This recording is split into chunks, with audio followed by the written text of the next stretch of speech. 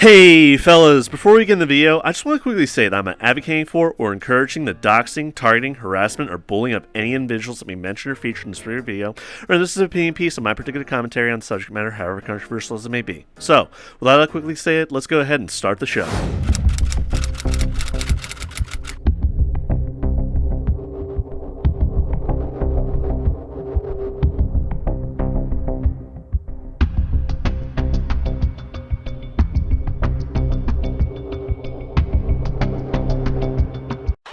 What the hell is going on here? Sir, there's been a containment breach. Wait, what? Which subject managed to escape? CWC 404, sir! Holy shit! You need to tell me we got a disruption class Eki on the loose. So much for secure, contain, and protect. Code Red. I repeat, Code Red. Immediate lockdown in effect. Dispatch exterior personnel to search the grounds and surrounding area. We can't let them get away. Escalating Class Eki to Class Amina. Potential for reality distorting event. Dimensional merge imminent. Sir? Why is there a half-naked panda otter thing in the control center? Ew! It's a fucking furry! I work here, asshole! Class D personnel detected in command center. Request escort to holding cells and containment. Oh shit. And after everything I fucking did for you guys, this is how you fucking repay me. I fucking covered that SCP till the day I died, came back, and inexplicably came back to life, and I came back to you guys, and you fucking do me dirty like this? God damn it! Holy shit, ladies and gentlemen! Breaking news! A wild Christian has just been released from jail. Hide your wife, hide your kids, and especially hide grandma and any other single women over the age of 80. Because a wild Christian is now on the loose. An SCP has broken confinement. An SCP class Eki, definitely causing disruptions in the general population, especially the shitstorm on Twitter as we speak. No one is safe. The dimensional merge will be happening in just a couple of days. I will wake up someday in real life looking like this if I'm not dead already. And 50% of you all will become your personas, or any other equivalent thereof.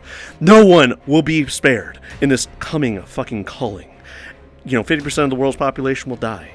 And the other 50% will ascend to a higher plane of existence. You will one day see Superman flying through the sky. You will see Batman and Spider-Man fighting crime. You will definitely see the evangelicals fighting the My Little Ponies in the air. And it will all happen right here, then and there. It all hinges on one core fatal fact.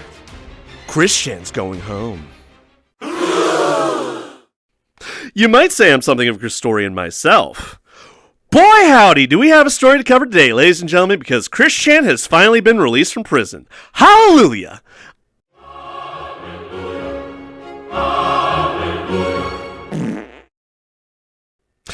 I had no idea what to expect when I woke up Monday morning, had breakfast, drove my ass to work, and as there was a little bit of a lull on the work floor, I decided to scroll through Twitter and just see what was up. I wanted to keep up to date with various goings-ons in the online space.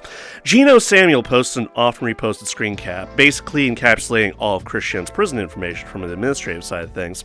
And it's what you'd expect, Christian's information, their name, their age, they were assigned male.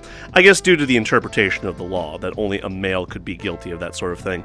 But at the same time, there was a status update, and it listed bonded out. Now, this is about 10 o'clock, 10:30, that this all was revealed to the online space.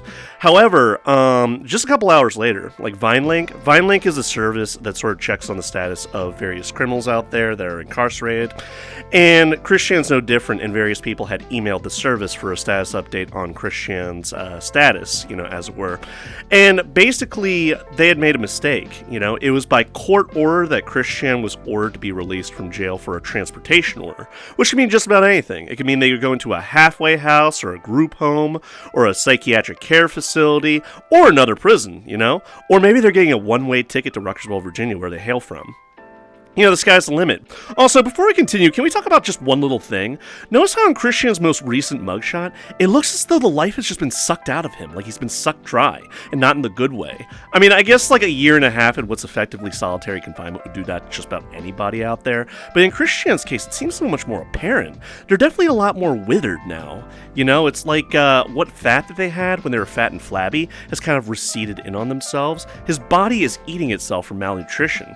And I guess being separated from Hungry Man dinners at McDonald's is definitely doing that to him.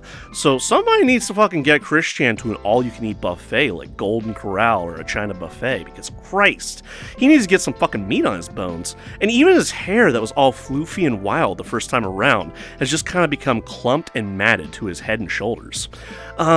Yeah, Christian's not really looking any worse for wear at this point, okay? They're not exactly looking like they're in the best condition to face the world. But it has been a year and a half that he's been incarcerated and some change, so I guess it's understandable.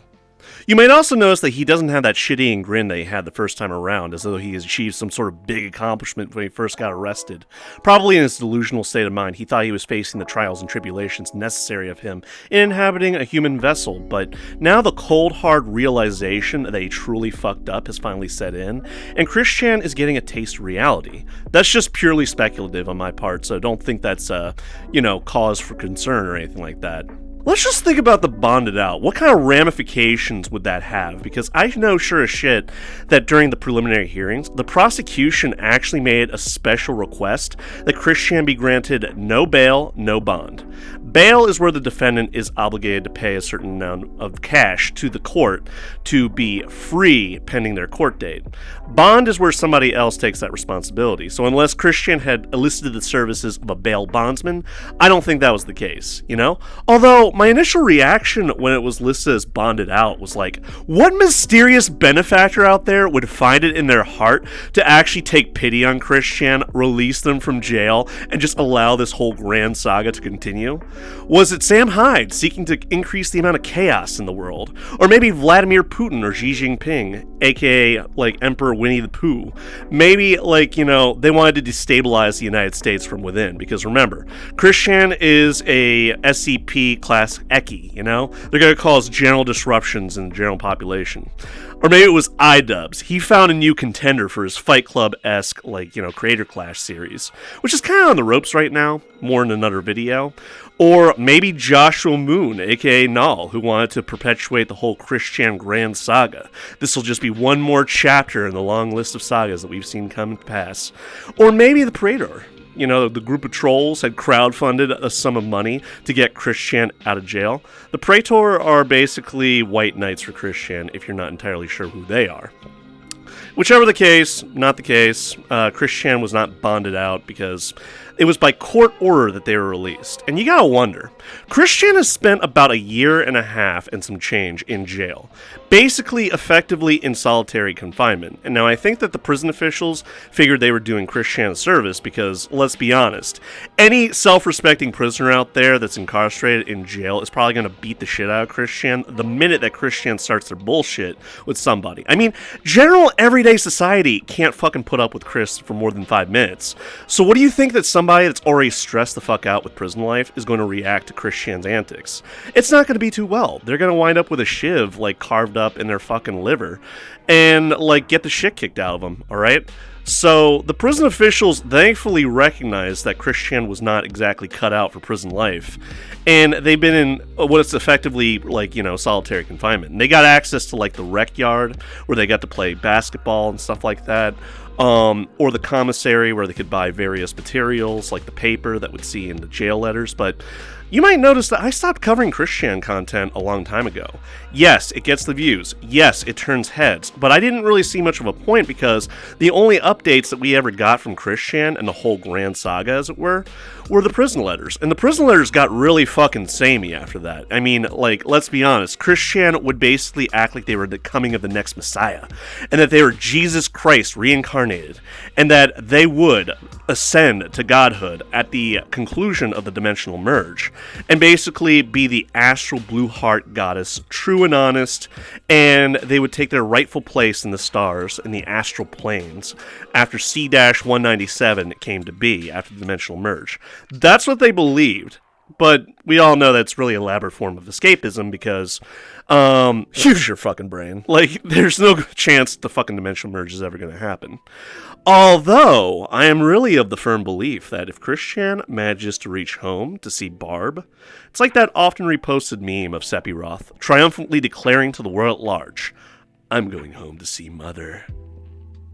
My theory is that if Christian gets to go home, and he reunites with Barb, it's all over for the rest of us. The dimensional merge will be on. You will wake up as your persona, or any equivalent thereof, if you're not one of the 41% of the people that are guaranteed to die. See, there's like a little bit of an ambiguity. There's like 9% of the people, they have the possibility through their own actions and faith in Christian to save themselves and be one of the 50% like that gets to ascend to a higher plane of existence, aka C-197. Now, if you're curious as to what ramifications of the fucking dimensional merge would be, my home state of Maryland would basically turn into Equestria. Not sure how I feel about that. I don't really want to wake up one day and see fucking My Little Ponies flying through the sky. I'm going to be honest with you. Like, New Jersey, at least a portion of New Jersey, would turn to Gotham City, as it should.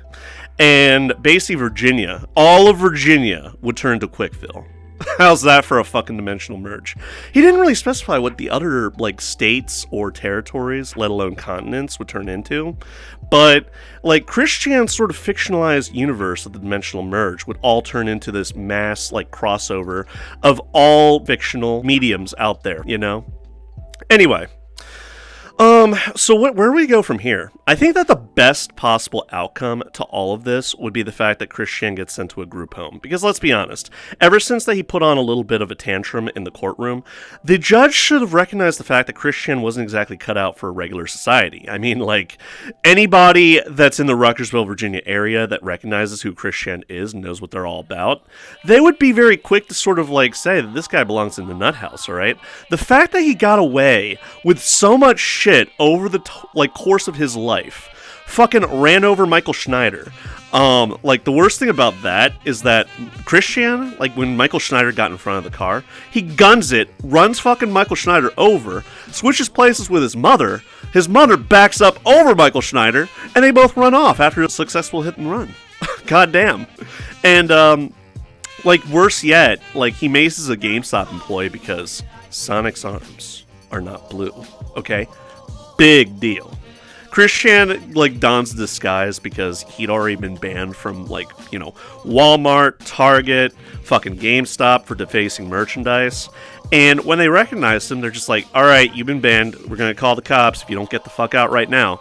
And there's even, like, a random schmo just fucking records this shit. And, like, you know, he doesn't have any idea who Christian is. All he knows is to, like, fucking record the disturbance taking place right in front of him. And, like, Christian fucking maces the yellow-shirted foe. That's what the fucking trolls, like, nicknamed this guy on the quickie. The yellow-shirted foe. Wasn't even doing anything. Didn't even really try to stop Christian. Just approached Christian. And Christian just sprays him across the chest with mace. But yeah, this is, like, yes, he did face legal repercussions for that. And if you're curious about what the case looked like for the whole Michael Schneider thing, Michael Schneider dropped all charges so long as Barb and Chris paid for his medical bills, which is absolutely, like, the most charitable I've seen of somebody that had to deal with, like, Christian's antics. So, this is really honestly the first time that Christian has actually faced real-world repercussions for his actions. I mean, meaningful ones. Ones that actually had a severe effect on Christian's lifestyle. Because up to that point, Christian kind of lived the lifestyle of a glorified man-child. I mean, an autistic man-child. They got to play video games every day. They got to beg for money on YouTube. They got to do this, that, and the other. They got to basically misuse whatever funds that enablers out there gave to Christian, thinking that they were helping him out, pay bills and things like that. Christian would always take, like, gratuitous amounts of money from the online space, with the promise that he would either get back to work on Sonichu, that he would, like, you know, make more videos, that he would do this, that, and the other, that he would send out orders to people that they, like, specifically wanted, like medallions and things like that. And instead of doing anything responsible like, paying towards a higher education or maybe trying to better his own living situation, he would just spend it on fucking toys and video games, There's even a counter of how much money Christian has wasted of your tax dollars on the quote-unquote monthly tugboat, for his various misadventures, okay? Anyway, we're getting a little bit too far ahead of ourselves. There's a small proportion of you out there that have no idea who Christian is. I would highly recommend that you click off of this video and watch one of my other lovely videos out on my channel. Because, honestly, the things that I'm going to tell you about Christian are things that you never wanted to hear. If you're wondering about the morbid fascination that has set in with the online space into Christian's life, it's for the simple fact that Christian's life can best be personified as a slow-moving train wreck that is too painful to look away from. Whatever pity, whatever remorse you feel on Christian's behalf, it's going to, not be enough to sort of dissuade you from watching, the various things that have played out. Anyway, let's go over how all this started, shall we? Now, to truly understand how all this began, I'm not going to regale to you all Christian's life story. We'll be here all day, but I will say it all hinges on one particular individual, and her name was Isabella Loretta Janke, aka the Wicked Bitch of the West. Remember her? Texas Tech University alumni that basically ran the chess club, which is really just a cover for all of her friends that acted the part of trolls that would try to make various members of the studentia their lives a living hell on campus, because she fancied herself as some big shot trying to pull all of these elaborate ploys to try to prank people and try to fuck them over, but in a very underhanded and very malicious sort of way, not really with a lighthearted idea of hey, I pulled a funny. No, it was very underhanded and malicious, so she was a little bit of a bitch. But at the same time, she was also somebody whose moral reprehension kind of made itself apparent even before she got in contact with Christian to begin with. I mean, this is the same girl that started the hamster holocaust, where she would systematically torture and kill small animals in her charge, namely her dog Max, but it was really through benign neglect that she sort of allowed her dog to die, and also abused her cat along the way too. So it was at some point that she got into contact with Christian, and they got to talking, and it was over the course of several months that she convinced Christian that she was a friend, that she just wanted to be there to help, that she wanted to understand Christian a little bit better, and that she was there to spend time with him and get to know him a little bit better. But really, in all actuality, she wanted to get Christian to commit suicide later. That was her grand plan. That would secure her spot as Queen of the Trolls, because she truly believed that that would secure her place as the one troll that could achieve what no other troll out there could do at the time. So they get to talking, and there comes a point where she's recording an elaborate conversation over Discord, basically encouraging Christian to sleep with her mother. Now, obviously that brings up multiple connotations, namely the Oedipus complex, but, really, Isabella Loretta Janke just wanted to collect blackmail material on Christian so that she could use that against him when the time came to actually initiate her plans. She enlisted the help of a third party that I'm not going to name right now, but this third party was a girl that had a lot of love and desire to be with Christian, strangely enough. And, it was somebody that Isabella Loretta Janke herself actually had interest in. Christian had no interest in that girl. He only had interest in Isabella Loretta Janke as a prospective partner for later. But unfortunately, or fortunately, depending on how you look at it, nothing really proceeded with that, because Isabella Loretta Janke sure as shit didn't have any interest in Christian. In fact, Isabella Loretta Janke actually hated trans women, okay? They had a fundamental hatred and antipathy towards all trans women. Possibly because, she actually drove a transgender student to suicide at Texas Tech University. People will argue with me and say that she was only tangentially related to the whole thing. I disagree. If you know that someone has the means and capability of committing suicide, and you encourage them to do so, I would say that you're directly involved at that point. And it wasn't a joking sort of thing either. But anyway, all that to be said, the three get to talking over the course of several months, and Isabella Loretta Janke obviously manipulates Christian into doing things that he otherwise wouldn't do if his better sensibilities kicked in. Granted, ever since Bob's death, Christian has kind of let himself go, to say the least. Christian reveals the fact that he had been sleeping with his mother, that they would get into the details of what they would do in bed, and how Barbara Chandler would sort of react to the whole thing. And it was at that point that the third party, she actually panics because she realizes what Isabella Loretta Janke is trying to do, and basically makes the audio log publicly available. It's at that point that Null and various other members of the Kiwi Farms catch wind of what's actually going on here, and they start to A-log Isabella Radjanki. And Isabella Radjanki realizes that other people are out there trying to collect information on her, and so she tries to go into damage control, basically explaining to Christian everything that had been going on. Even Gibby got involved there for a brief period of time, and basically took everything that Isabella Radjanki told him at face value. Same with Christian, because Null would actually try to converse with Christian and basically convince Christian to cease all contact with Isabella Radjanki. And Christian's only response was that he took her at her word, basically took everything at face value, hook, line, and sinker, and completely believed everything that Isabella Radjanki told him, like, to pull damage control. It's at that point that, authorities in Virginia are actually contacted for Barb's safety and well-being, and they pull an emergency protection order, basically banning Christian from the 14 Branchland household. Basically, Christian is no longer allowed to be under the same roof as Barb Chandler, while the state basically conducts a rape test and basically tries to assess her mental and physical well-being. It's at that point that Null tries to help Christian through his darkest hour, basically saying, hey, listen, bud, I understand that you're very excited to go to EquestriaCon, but you really need to focus on what's important right now. You need to look out for number one, take care of yourself, man. So, how about you sleep in your car tonight? I'm going to go ahead and contact the other donors out there that are interested in helping you out, support you, get a couple $100 together, send you a little care package your way, and you can start to, pick up the pieces of your broken life. And Christian at the time seems like he's accepting that, but at the same time, Null is starting to believe that Christian is a little bit beyond reproach. He's beyond help at this point, because Christian was willing to accept everything that Isabella Radjanki told him, even in spite of the fact that the ruse was completely exposed for the online community to see. Okay? So Null was beginning to question whether it was even worth helping Christian at this point, but he still kept to his guns and tried to, see the best possible outcome for Christian.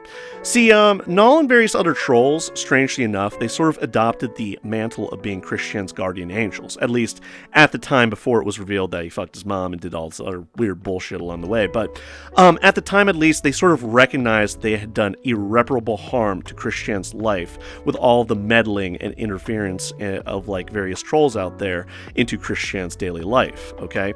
I mean, the results are, plainly there to see. You can see Christian and how they're so dysfunctional compared to the rest of us. That is the product of years upon years of being fucked with by the online community. Anyway, the next morning, Null basically checks Christian's joint bank account. Christian violates the protection order because he accessed a joint account that he shared with himself as well as his mother. That's considered a violation of the protection order because the protection order basically states that Christian is to have no contact with his mother. Null basically questions why Christian extracted $750 from the joint bank account, because Christian, in his infinite wisdom, secured $750 from Barb's bank account, or I should say the joint bank account, and basically went on a little bit of a shopping spree down at the mall, and then secured himself lodging for the night at the Regency Inn down in Virginia. Null questions Christian about it after the fact, and Christian basically acts flabbergasted. It's just oh, well, it seemingly just magically appeared in my fucking bank account, like it was a blessing from God.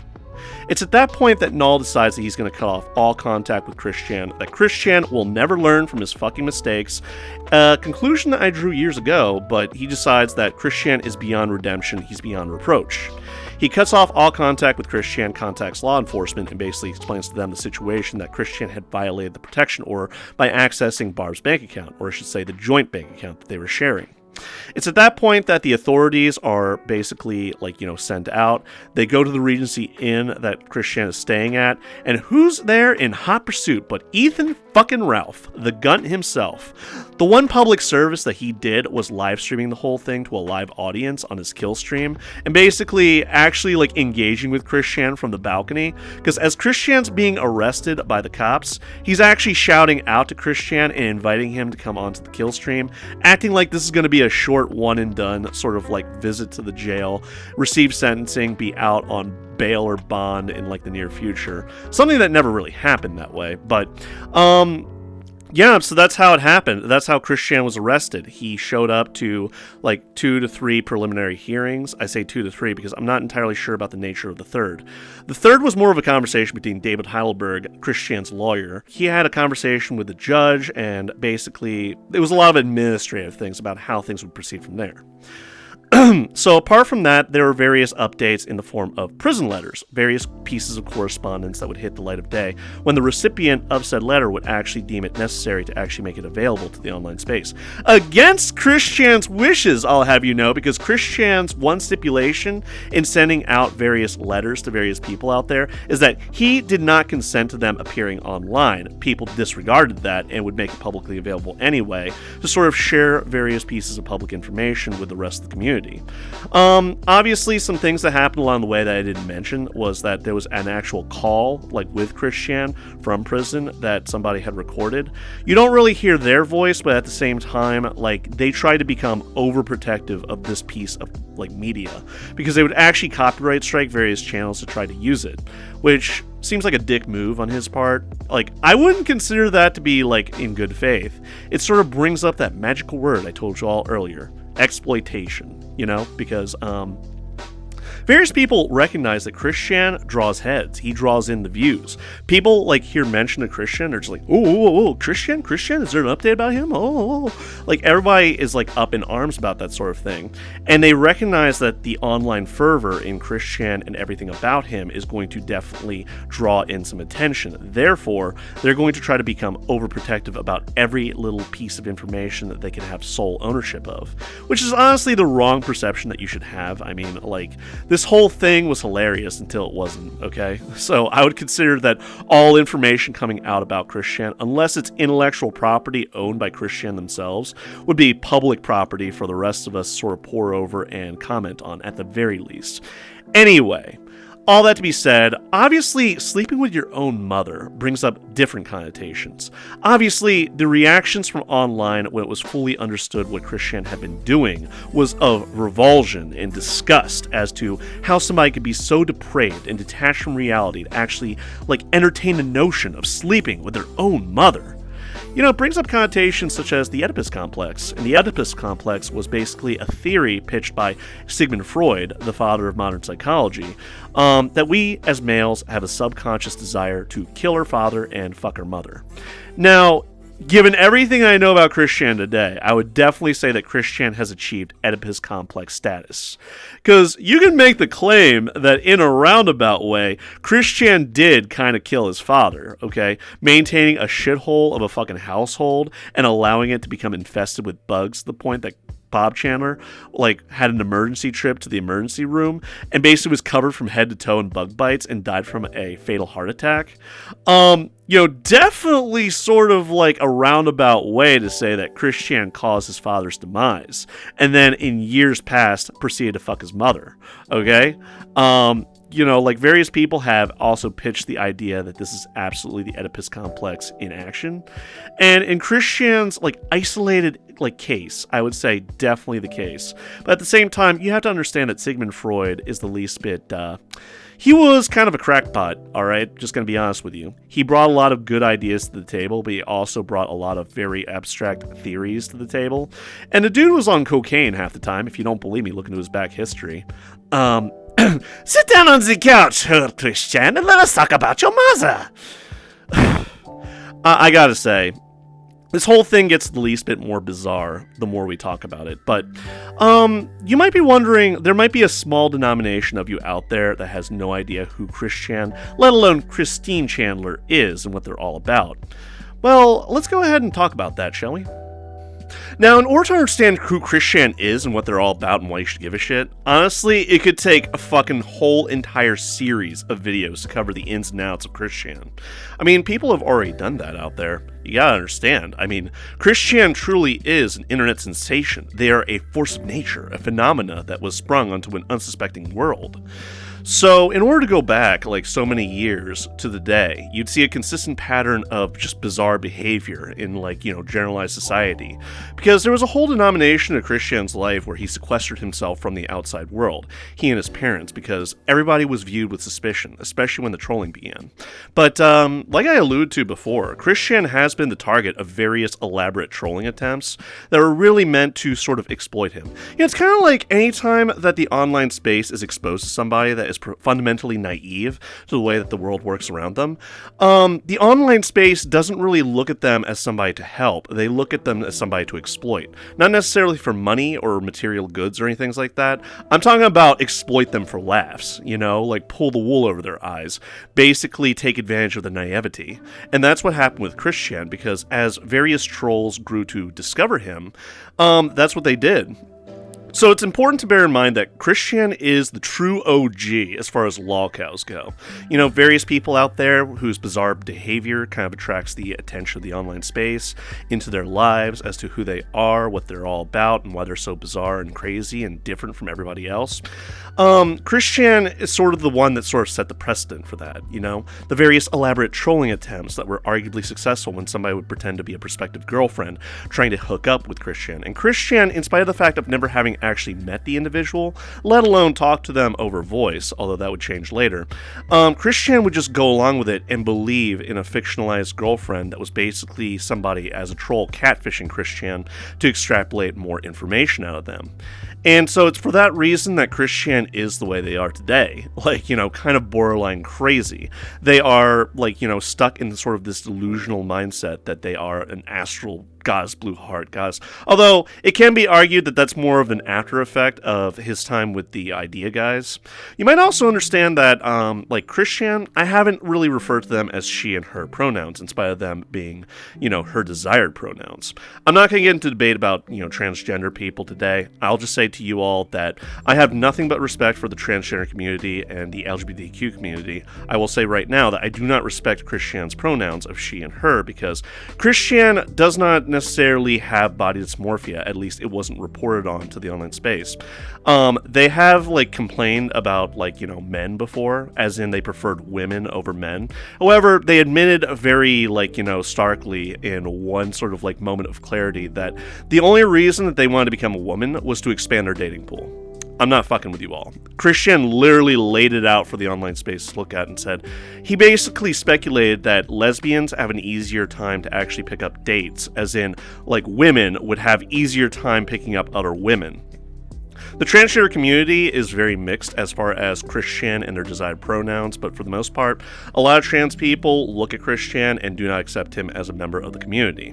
Anyway, so what can we really define Christian as? Well, they're a low-functioning autistic man-child that lives in the perpetual delusion of their own devising, and they just kind of exist to, make all these misguided attempts at becoming famous, at basically garnering attention to themselves. They wrote Sonichu, which is their one claim to fame. Sonichu was an autistic combination of Sonic and Pikachu. And Christian took great pride in the fact that he conceptualized Sonichu. It was really because he was making an album cover back in high school, and the teacher basically stated, as well as Bob Chandler, his father, that no copyright material should be used, that he should probably come up with things that are original, his own, original characters. So Christian decided that he was going to combine two of his favorite franchises at the time, Sonic the Hedgehog and Pokemon, and put them together in this fucking bizarre, abominable fucking album cover. And that's how it began, That's where the whole fucking grand saga of Sonichu began. Although, arguably, the comic became less about the archetypical character of Sonichu and more about Christian's deluded perception at life, how he was always wronged. It was sort of fantasy fulfillment for him, that he would be able to sort of insert himself as a character that all other characters in the comic automatically loved, protected, would defend, would fight for, would fight alongside, and that in that way he could be the hero of his own story. And it really plays off as a very bad fanfic that a 13-year-old child would conceptualize. But in Christian's case, he was well into his 20s when he was still drawing Sonichu. Arguably, he has drawn Sonichu in later years, however, it would not be to the same degree and fervor as it used to be. Because that was something that Christian took great pride in, that he had conceptualized Sonichu and wrote all of these wild cockamamie bullshit stories that would elapse over multiple issues that covered arguably some very adult-oriented themes, but I digress. In terms of the online space, Christian had achieved lolcow status. However, there came a point in their existence online that people kind of looked at Christian less with scorn and mockery and more with pity, because they felt sorry for Christian having to live the shit life that Christian has had to live, because his parents weren't exactly the best caregivers in the world. Their solution to their son having autism is to try to protect Christian from the online space and the rest of the world around them, rather than actually trying to address various issues with Christian's mode of character, his personality, and how he did. His mother would always pat him on the back and congratulate him for any achievement, big or small, and his father always sought the best for his child and was arguably the better parent, because at least he would try to imprint on Christian an understanding of the world around him. Christian, it would always go over his head, alright? And Christian, in that sense, could never really fulfill his father's wishes in becoming the son that he envisioned him to be. And in sort of a dual sense, even Bob Chandler recognized that his son wasn't exactly destined for greatness, and in fact encouraged Christian to get on the monthly tugboat, aka the welfare payments for autism disability that he would receive from the Virginia government. Yeah, that was Bob's idea. He actually helped, Chris get on welfare because he recognized that his son was going to have trouble throughout the rest of his life. Christian has worked in the past, but at the same time, his length of work, it was always for just a couple of months. He sold knives, and he also worked at Wendy's until he was fired because he made a child cry, doing a very bad Donald Duck impression. I could only imagine how bad it truly was to make a fucking small child cry. So his employment history has certainly been spotty. It is for that reason that he doesn't exactly have the means, skills, or knowledge to take care of himself and be an independent, contributing member of society. So, yeah, but honestly, Christian's income would, take a rapid turn, because the online space, feeling remorse at having basically kicked the autist for years on end. That's something that Christian came up with, by the way. He would refer to the bad treatment that he got from the online space as well as the world around him as kick the autist, because he felt that people were attacking him or preventing him from doing what he wanted to do, like flirt with pretty women or do this, that, and the other. Because he was autistic, and so he would characterize any mistreatment towards him as kick the autist. So obviously, Christian has a little bit of a persecution complex on top of no self-awareness when he does things. This is the same guy that would actually go on college campuses and McDonald's and various other places of business and put up what he called was the attraction sign. And the attraction sign was his misguided attempt at getting a girlfriend after Megan Schroeder, left him. They were never together, by the way. But, Christian had a one-sided affection for Megan Schroeder. Megan Schroeder did not reciprocate, and in fact told Christian that he kind of creeped her out, and to stop touching her, to stop contacting her, to stop this, that, and the other. It got to the point that Christian actually drew pornography of his best friend, Megan Schroeder, and that sort of sealed the deal for Megan, because Megan was just oh, get away from me, you smell like barf. So, the attraction sign was sort of Christian's latest and greatest attempt at actually attracting an online girlfriend, or a real-life girlfriend, But it had some very questionable things on there. For instance, he would, specify that he was only looking for white chicks, as in he would, clarify, no darkies, please, which is hella racist. He would say, no medium to dark chocolate in other variations, and basically expected that his significant other be employed, have a car, know how to drive, make a certain amount of income, be within a certain age bracket, 18 to 21 years of age, and basically be the antithesis to Christian's condition, not be mentally retarded. He literally used those words, okay? So don't fucking give me grief for it. I'm just reciting to you all what he put down on that fucking attraction sign. And on top of which, that he wanted somebody that wasn't autistic, okay? Talk about double standards, but hey, I digress. That was Christian's desired, love quest. He was trying to find a high school to college sweetheart that he could attract to himself, and he was under the belief that if he achieved his love quest, that all of his troubles would magically melt away, that he and his dearly beloved would ride off into the sunset like every other romance movie or novel out there. Well, it didn't exactly play out that way because he lost his virginity to a hooker. So don't think he lost his virginity to his mother. That's not the case. Not much better. In fact, I would argue incredibly worse. But he lost his virginity to a hooker that he attracted from the Craigslist pages. Man, like something so sacred as his virginity, his V card, he loses to a fucking hooker. Not that somebody he actually loves, but a fucking hooker.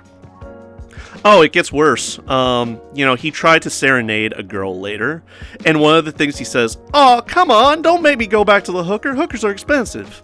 He didn't say it quite like that, but he did mention the hooker part, that he wanted a girlfriend, and that, quote-unquote, prostitutes were too expensive. Yeah, so you can see that, the more I tell you, Christian isn't exactly a normal individual, right? I hope that's the impression that you're getting from everything I'm telling you.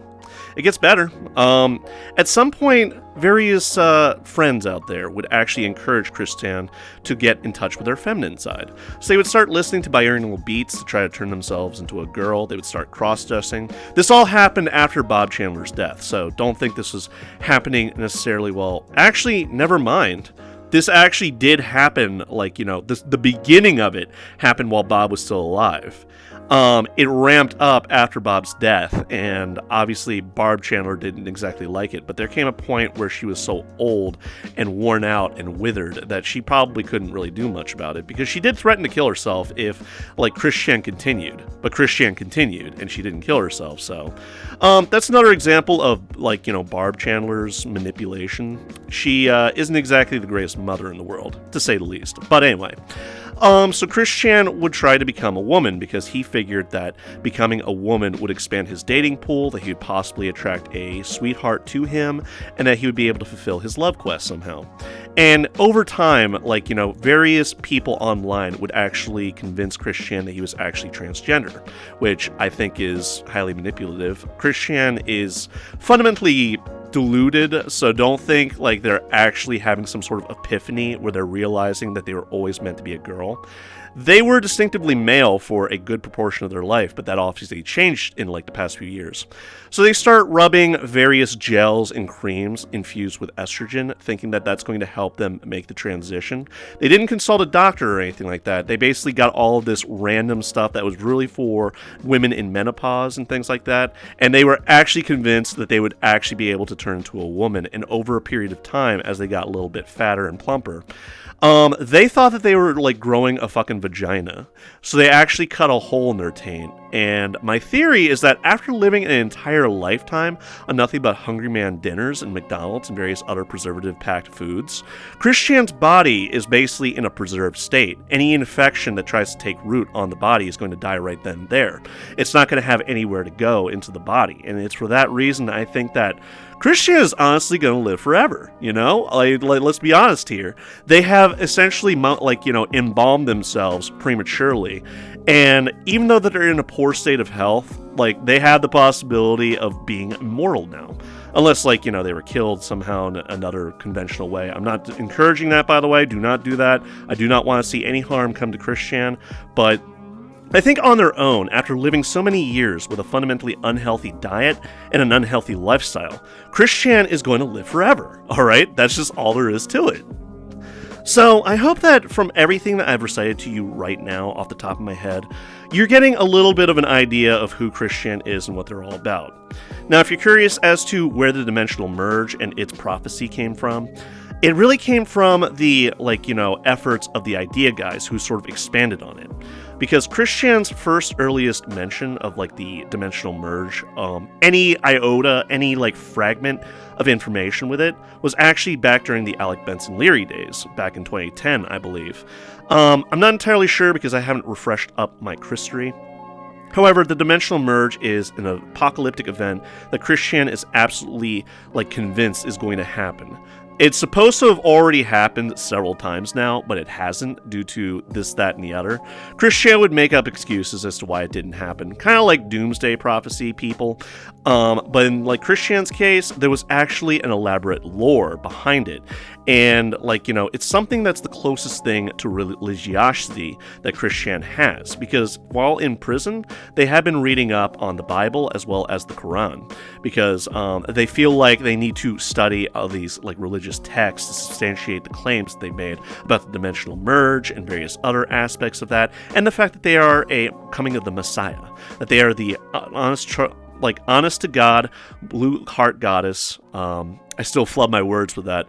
Like, you know, honest blue heart, like true and honest goddess that is going to descend from on high onto an unsuspecting earth, ascend the various believers to a higher plane of existence, and therefore leave the rest of the people behind, namely the trolls, namely the people that don't like Christian, at least 41% by his estimation. They're going to be left behind on the dying earth, and it's up to the efforts of 9% of the population to either commit and believe in Christian, or, like, you know, seal their fate in being left away on the dying earth 1218.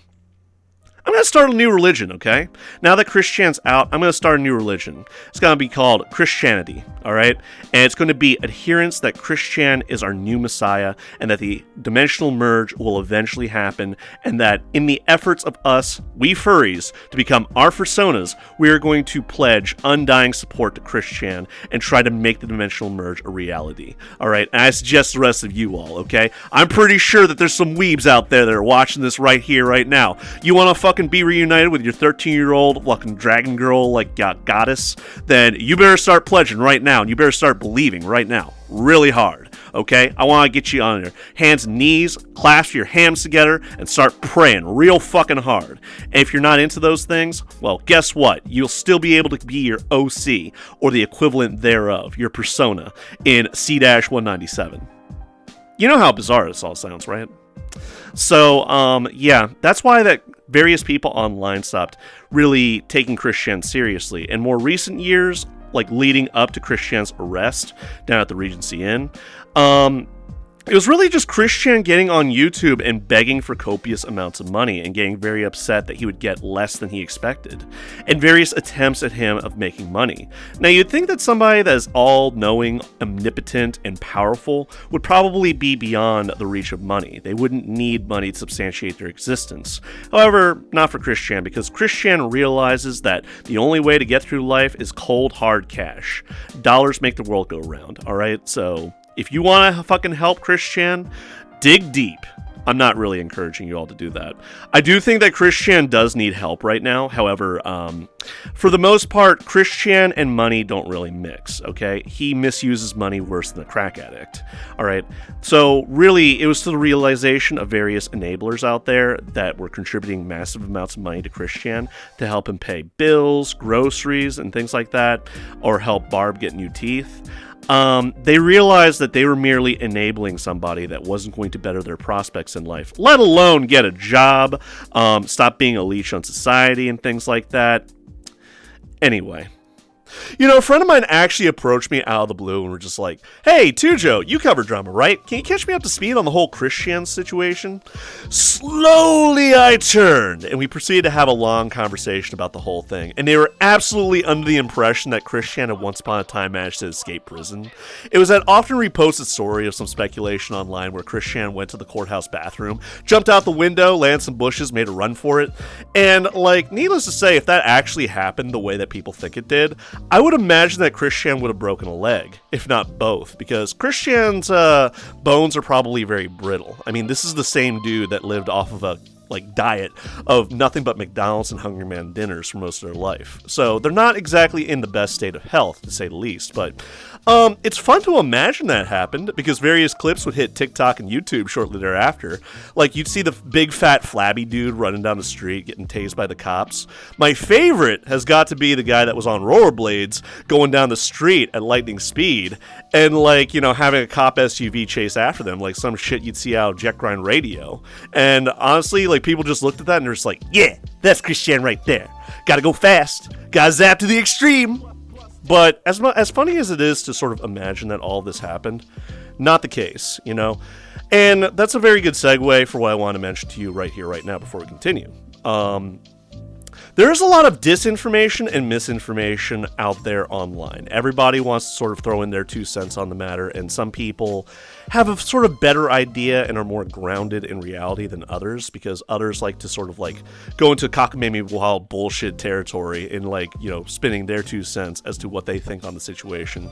Let's just go ahead and keep it within the realm of reality. I will tell you if I'm making some bullshit up, you know, because I try to be very candid about that sort of thing. But other people, yeah, don't always believe everything that people tell you, okay? Exercise due caution and professional skepticism in the face of any newfound information, because, you know, unless it's been verified or like beyond a shadow of a reasonable doubt, it's probably not true. So all that to be said, where do we go from here? And honestly, Christian's best bet is to be sent to a mental health care facility or a group home or a halfway house. Granted, I don't feel like they have the means to just really support themselves. They can't live independently, let alone taking care of a dependent like Barb, because I think that family is probably going to step in to take care of Barb, find her a senior health care facility to live in for the rest of their lives. Christian, on the other hand, his best bet is to look for a psychiatric care facility or a group home to live with like-minded individuals that are just as special as he is.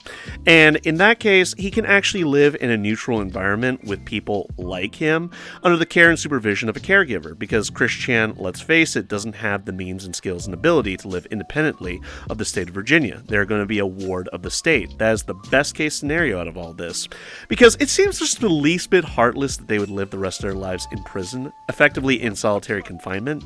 Most of you all will be satisfied with that outcome. You know, you would absolutely cheer the fact that Christian was separated from an unsuspecting populace and not having to deal with his bullshit on the daily, and, you know, just lock him up, throw away the key. But that seems just the least bit heartless, and maybe I'm just a bleeding heart like that, but at the same time, I want the best possible outcome here, and the best possible outcome would be that Christian engage with people that are on his level. Not going to use the R word, I'm just going to say that are, you know, autistic, special needs, whatever you want to define it as. I would say that Christian is not cut out for life with the rest of us, okay? I hate to say that. I hate to say it like that. I'm not trying to say I'm better than Christian, but at the same time, I didn't fuck my mother and try to justify it to null, did I?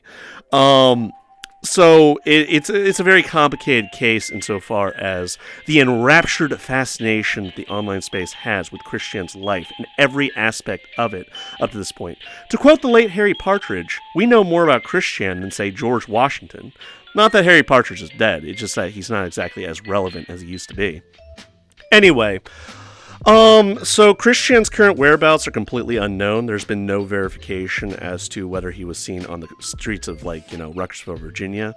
The only reason I made that post the other day was because, honestly, it seemed like a great fucking April Fool's joke. But, considering the fact that some of the contact information related was alleged to have been, like, you know, doctors and physicians and things like that, it seems as though the psychiatric care facility might be the more likely outcome of all this. That Christian is no longer incarcerated. Granted, it remains to be seen what's going to happen with his court appearance. Because remember, Christian was already supposed to show up in court like 3 to 4 times now, and this isn't inclusive of the 3 preliminary hearings that's sort of covering the ins and outs of the case. Honestly, like, in a fictional sense, this is what I wish had happened. That President Joe Biden had signed an official presidential pardon, pardoning Christian of all crimes against the state and humanity up to that point. Or maybe Clyde Cash had actually finally hit it big. He won the lottery or some shit like that, and he modeled himself off of a Saturday morning cartoon villain. And feeling sympathy for his greatest rival in life, his number one enemy out there, he decided that because he himself did not have a hand in getting Christian arrested, that he would bounce Christian out of jail so that they would have another showdown on the streets of Ruckersville, Virginia. That would be fucking great. Unfortunately, that's not how it played out, because life is not like a cartoon show. Something that Christian still hasn't learned, surprisingly enough. But like I said before, Christian has never learned. He will never learn. He needs to be isolated from the rest of society in a psychiatric care facility under the supervision of a caregiver. And he's basically going to be a ward of the state, and while you all might bitch, moan, and complain that Christian has always been a leech on society, it's not going to get better, and they don't have the means to support themselves, let alone take care of themselves, let alone Barbara. And the fact that they managed to live together for a couple of years after Bob died is absolutely fucking impressive to me. Granted, they were living off of borrowed time and pity money from the online space, but, you know, you gotta give credit where credit is due. At least Christian had maintained something resembling a household, and they were living on their own as they were. Granted, that Christians' deluded mental state is not very encouraging that they're going to be able to live that kind of lifestyle for much longer. Anyway, I hope you all enjoyed the video. Till next time, guys, take care and peace. I hope you all have a better one.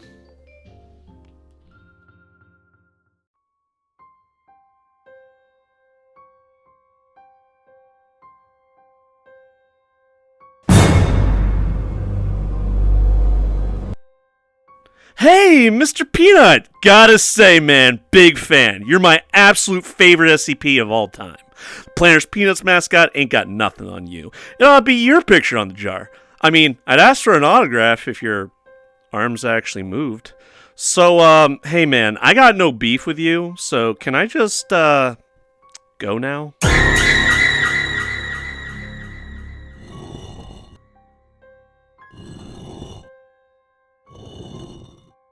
Pizza's here. Wait, what? Oh!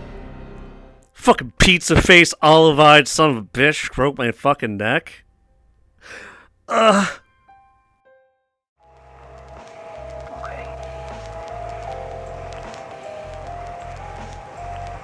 Let's go have some fun.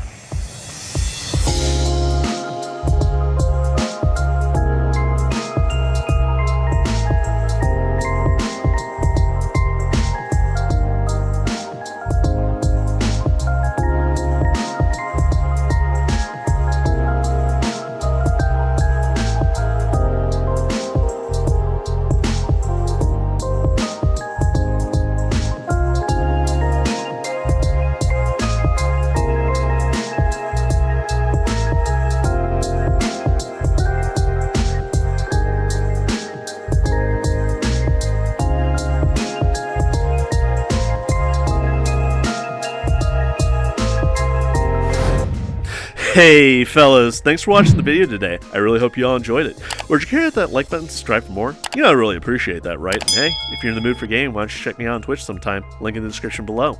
Anyway, till next time guys, take care and peace. I hope you all have a better one.